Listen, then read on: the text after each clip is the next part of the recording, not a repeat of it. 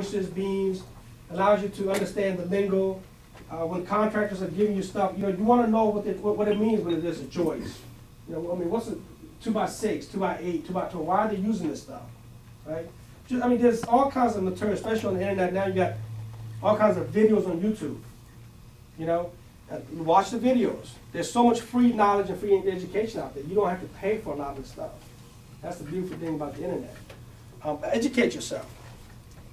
All right, so now we covered a lot of stuff. So being an agent, okay, being an agent along with being an investor, so tying the two in together, right?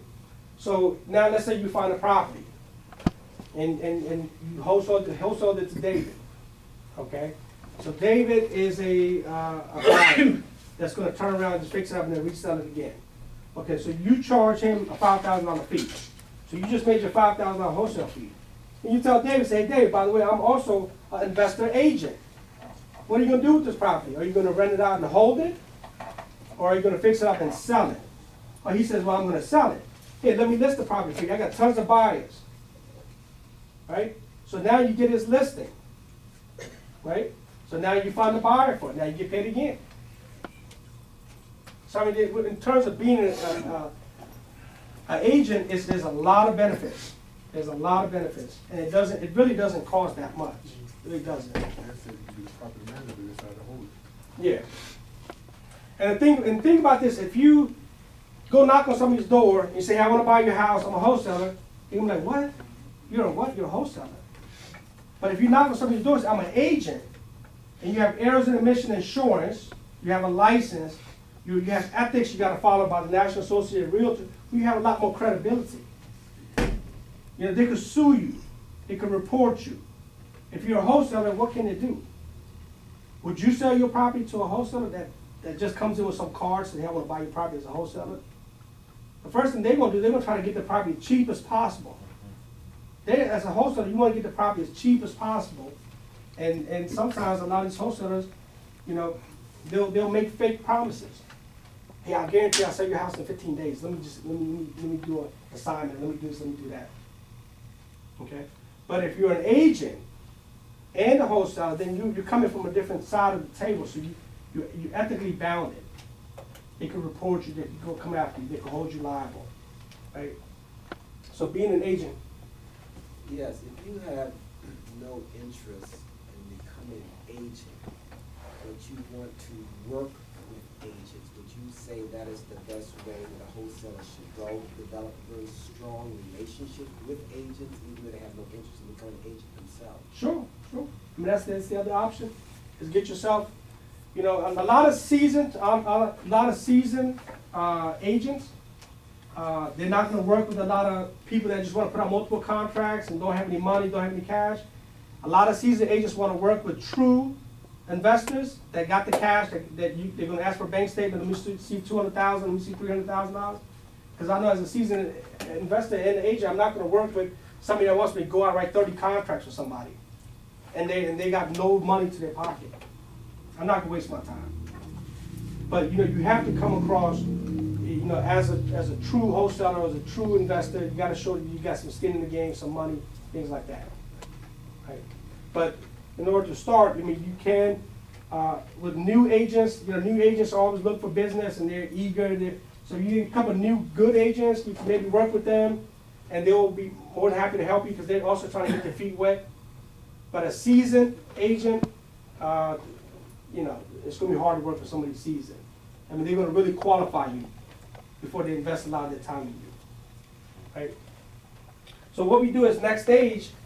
The reason I bought this company is because, being an investor all my life, and I was thinking, well, man, a lot of these agents out here, they're just bad agents. They don't understand the market. They don't understand the due diligence. They don't understand the rehab process. They don't understand this. And I kept dealing with bad agents. And a lot of times, when you do get a contract from a buyer, and the agent doesn't properly qualify that buyer, right? So there's a lot of pre-approval letters that buyers run around with, say, I'm pre-approved to buy this house. So I got burnt so many times where I thought I had a buyer, and I'm going to settlement, I'm hoping to get my money into June, and then, we're going through the contingencies, I've done my home inspection, they've done the appraisal and everything like that. We find out that the buyer falls through, because of lack of financing, because the paper that he's waving around was just a fake paper. Well, as an investor, that pisses you off because you want to get your money out, right? So, and the thing is, a lot of these agents, you know, they don't do the proper qualification for these buyers, okay? So one of the things that I always do, I always ask for the DU, which is called the desktop underwriting, okay? And you could ask for that. If you got a buyer that put a contract on your property, you know you want to get your money out, you know, tell the other side, tell the agent, look, show me the DU. Show me the desktop underwriting. You know, show me that this guy's qualified. Show me that he's got the money, he's been approved. And try not to deal with these brokers, like these mortgage brokers. Try to deal with direct lenders, Wells Fargo, SunTrust, Bank of America, because they got strict guidelines. And they're going to make sure that buyer went through the proper measures that they approve. A lot of these mortgage brokers, they're shopping around the deal. They're shopping it around, and they're trying to, you know, cut corners and try to get this guy over the hurdle to get qualified. Well, your money's on the line. You know what I mean? You don't want to go with the maybe. You want to go with the guarantee that's going to buy the house in 30 days. Right? The bottom line is you want to get the house sold and get the money out and go to the next deal. Let me pipe in from a broker standpoint. You can ask for it, but by law they don't have to give it to you. Just because you ask for it, it's not your right, not their right to give it to you. So don't count on that. But ask on that. Now, if from an investor standpoint, it'd be wise to try to work with a broker or a bank that will pre-qualified buyers come into your account, and therefore then you have an inside relationship with that bank on your side that would give you a notion to say this person is qualified to move forward. Now that's one of the better avenues. However, by law they still have a choice to go to whoever they want to do their finance and whatnot. But if you can persuade them, if you hold the house or whatnot, try to convince them to use somebody that you are familiar with. That's your best avenue. And one of the ways you can do that is in your remarks when you list your property. Let's say you got your house done and everything. In the remarks, you could put down, hey, if you use my lender, I'll give you, you know, $500 or $1,000. So if you get that buyer to go through your lender, then your lender will run through the system, and they'll say, hey, this guy's good. Oh no, this guy's shaky. You know what I mean? So the more control you have over the transaction, the better. If you look at, I'm sorry. And another disclaimer that, you know, legally. He's always legally. Disclaimers. Only time you can put that in a remarks section if you are the owner of the property. Yeah. As an agent, you cannot do it. So it must state that the owner is recommending you use this lender, and I will give you something. Not from an agent standpoint. It's against the law.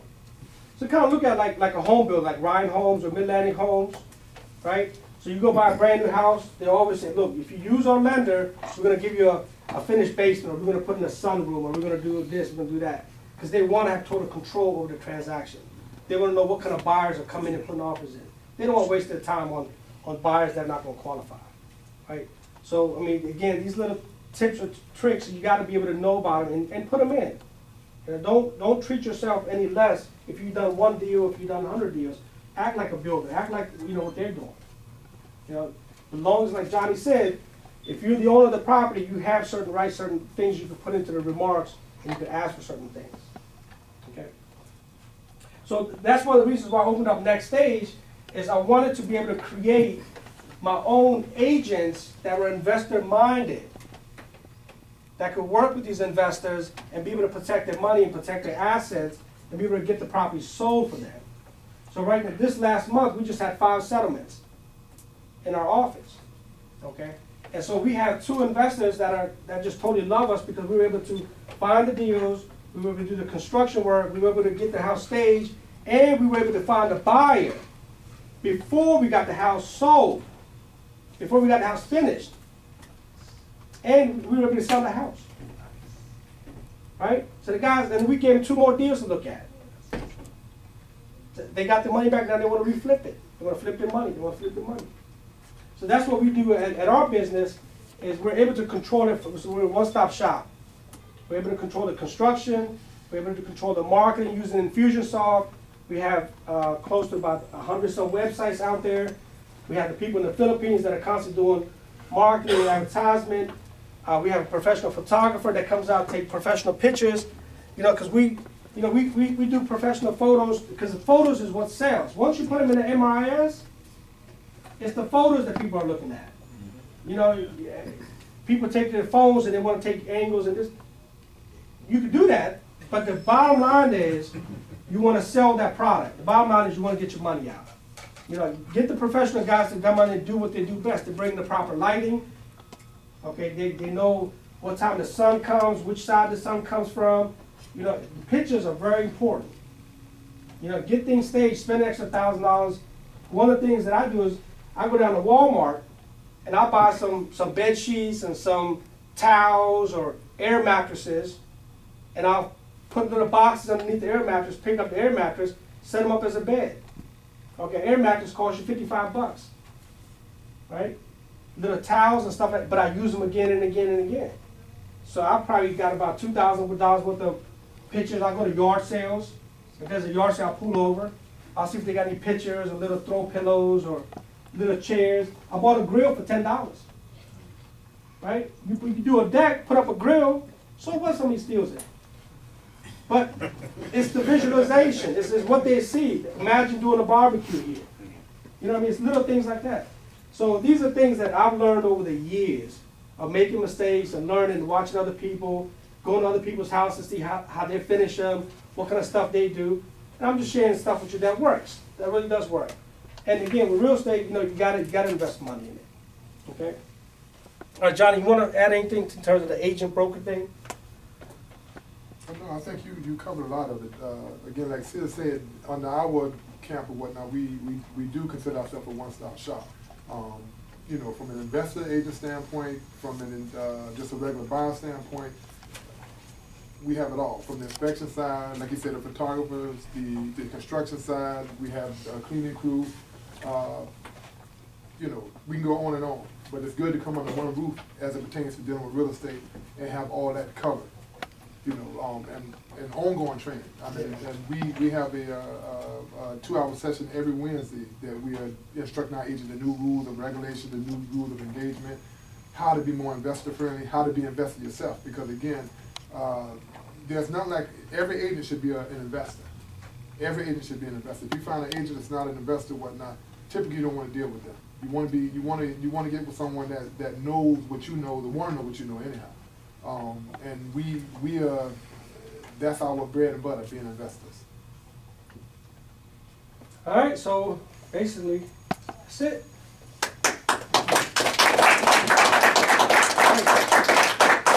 If you have any questions, you know, let's go until Tammy kicks us out. I think Deidre, she has some door plans. What do you typically pay for the photographer? Or is that part of what you're going to give us the name of the photographer? $350. And they'll do panoramic views. They'll do nice panoramic views. They always look well. And then I'll get them to do like a picture tour, like a virtual tour. Right. And, you know, and then add a little bit of music as they kind of go through the virtual tour and stuff like that. We're going to do a giveaway. And I think everybody got a little blue card, blue ticket. So as soon as Vito gets back. Are you taking on any new people? Agents? Yes. Oh yeah, you guys want to be an agent, sign up. Come to my office, sign up, set up an appointment. Do you have to be an agent beforehand? No, I mean, you should, you know, I took my class at Whitehead. I paid $145 to take my class. And then you paid a PSI exam, which was like, what, 65 bucks, 75 bucks? 65 bucks, then you pay another 65 bucks for your fingerprinting, and then another 170 bucks for your application, you're all Yeah. set. It's not that much money. I mean, It's not that much money. Relatively. Yeah. and then you make sure it's- Yours is under your, I think it's under the seat right here. Oh, thank you. No, that's my ticket. I think there should have been a ticket and some cards in everybody's seat. All right, put the ticket. You sure you're not trying to get two? Oh, no, my ticket's already in there. Your ticket's already- You sure? Yeah. You She work ripped with it, investors, she ripped it. so if I'm an investor and I same have line. cash and I want to come to you to help me find that deal to do. Yeah, I mean, we have a wholesale department. We got 5 people on our wholesale side. What's your number? So we're always constantly beating the bushes, looking for stuff. 79107. And our goal is to get rid of stuff too. So, yeah, get on the Just make buyer's sure you list. don't have bike. Construction and stuff too, if we wanted to?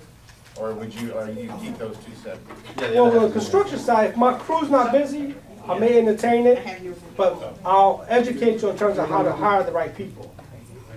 Okay. Now, should you show me this picture? We need a home and one house. You have a program for that? Any particular, say, condo, renting purposes, you do that?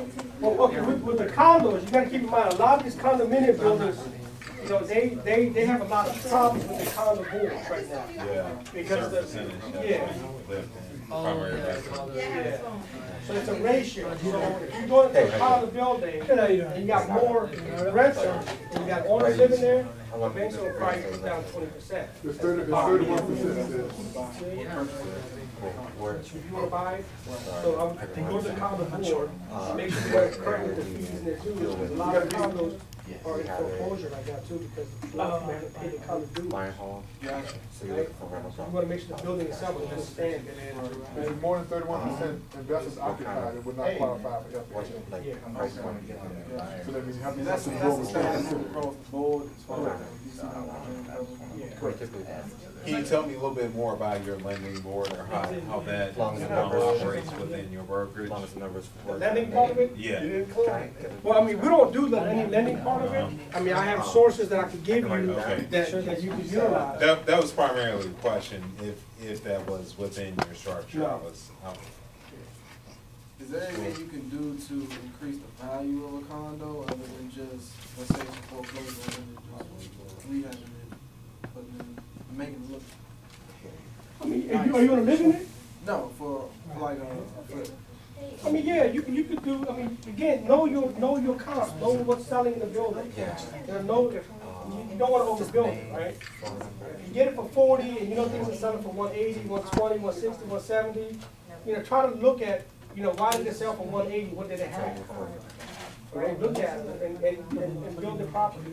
Also, from an investor standpoint, again, you gotta keep in mind where your buyer's coming from.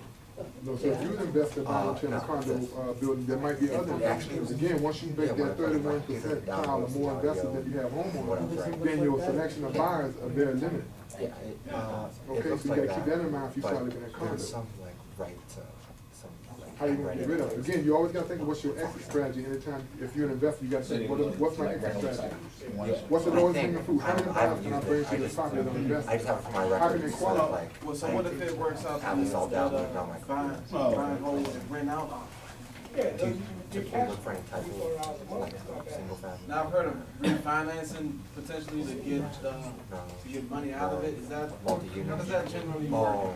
Well, the 75% is usually 75%. I mean, it's, from an investor standpoint, there are products out there right now, but not a lot of them for Like investors to do. multi-unit.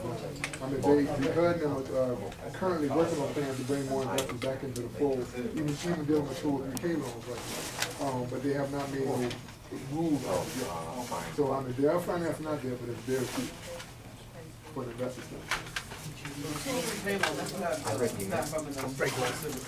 Break my fast. Pretty much, is that generally speaking open? There used to be there present to investors back in the day, but a lot of investors got in and took advantage of it. They cut them out, but they're now reevaluating that again as well. To see if that's the main thing about the market. Are they based on credit score or how much is it now? It's a Self-running. whole, it's a whole, They go into it's a lot of information. McDonald's is. You know, but it's a good tool. The tool we can is a excellent tool. But it gives you hamburger. Is that listed, is that McDonald's is considered really one selling, month? selling a system that builds. No, it's just one. The interest rate might be like a 0.5% higher, because they're taking the risk that people come in, we have to put it back, do what I was Every saying, dollar do. pretty much. Take the time before you invest. Everything Take the risk, and the interest rate is a little bit higher. Follow this. You know, when I tell anybody else, 6 months in, you got your product, you got your stuff in place, then going to be financed out, you know, your interest rate. After like ABC, To the point where. I went from 9 to literally 20. runs on itself. Monday, Wednesday, and Friday. Like with. The only job. But you could go like in the evenings too, like 60. But again, it's gonna get a, probably get a lower interest rate if you did it. Not. And you also have the rehab stuff, the money after rehab. You know, I think a lot of people have to cut back.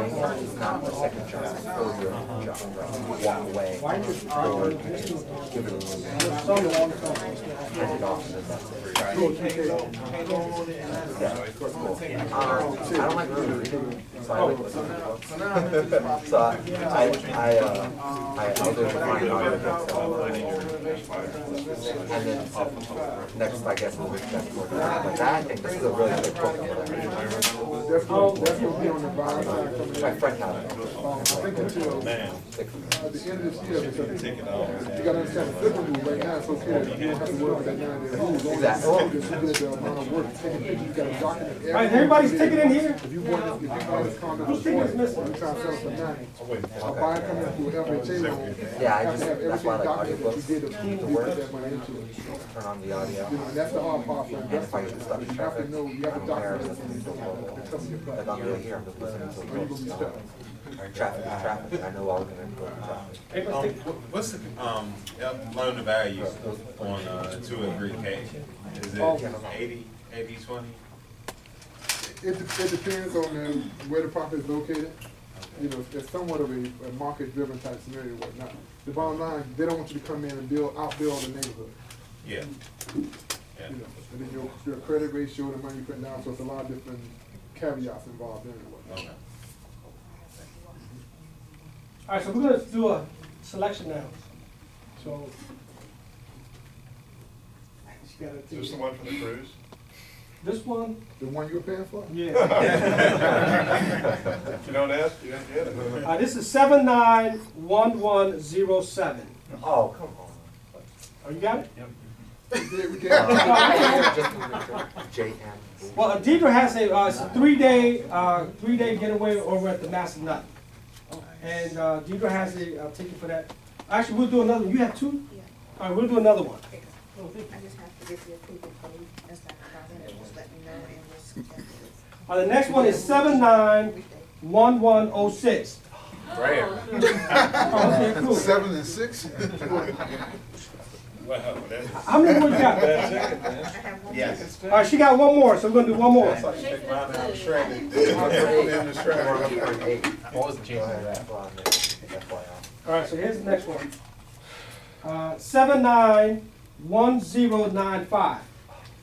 I want to get that. Bingo! Nobody got this one? No, it is mine, but you can draw another one. Okay. Give it to her. Or you can play it. She works All hard. right, 791103. That's me. That's you? You say 791103? Yes. All right, cool. And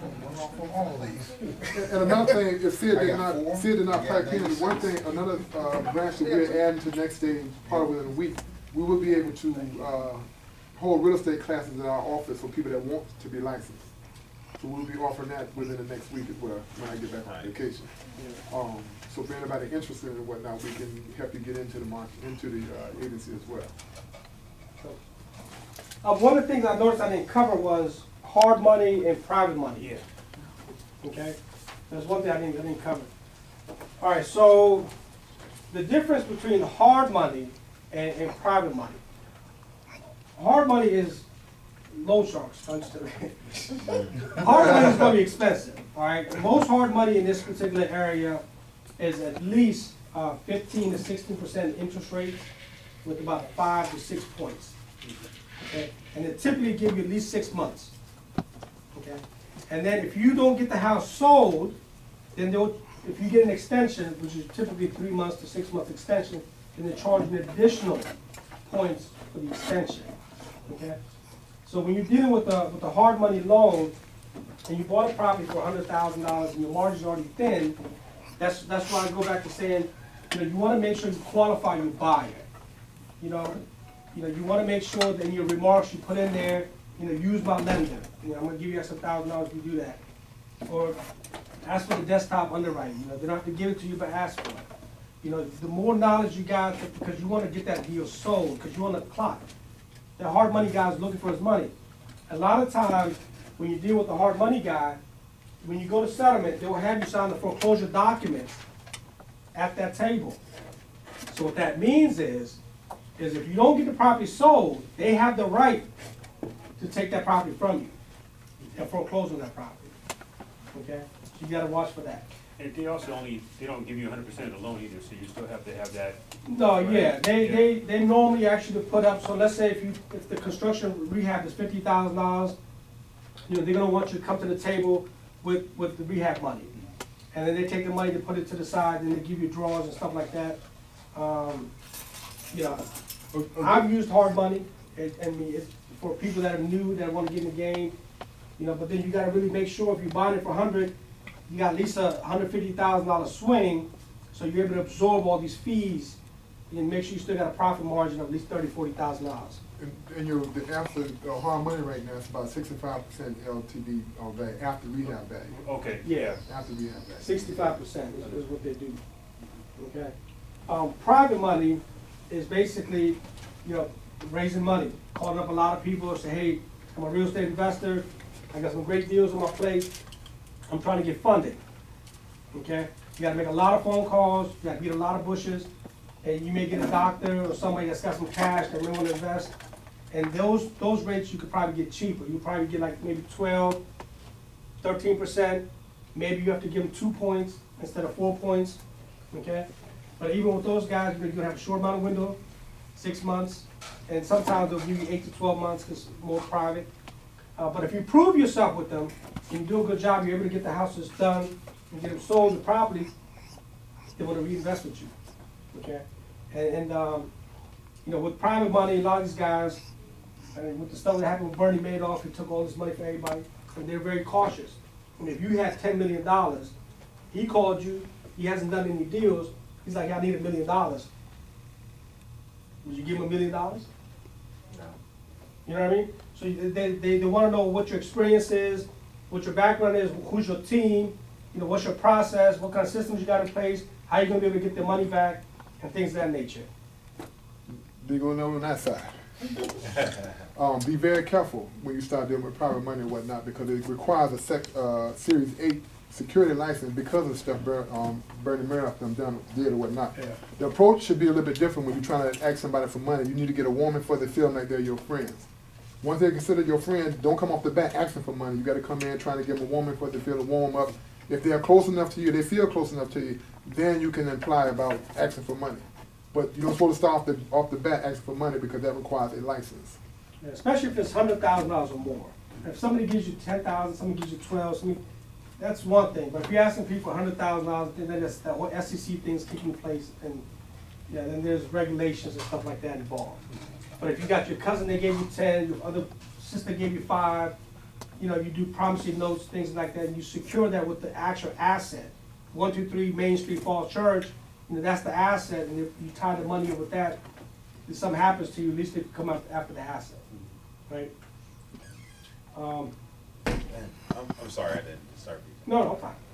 I was going to ask, hard and private funding, how do you see that being used in the wholesale?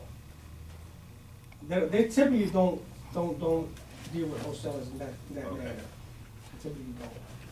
You know, best bet is to have your private source. Okay. Yeah. You can do transactional funding. There is transactional funding out there. There are people that do that. So one-day funding, where if you're going to go to settlement, they'll wire the money that morning. Transaction takes place. They get the money out that afternoon. So there's one-day transactional fundings. Yeah. What happens if the third person, what is that called, a wet closing or something, or the person that's purchasing at the end fails or falls out?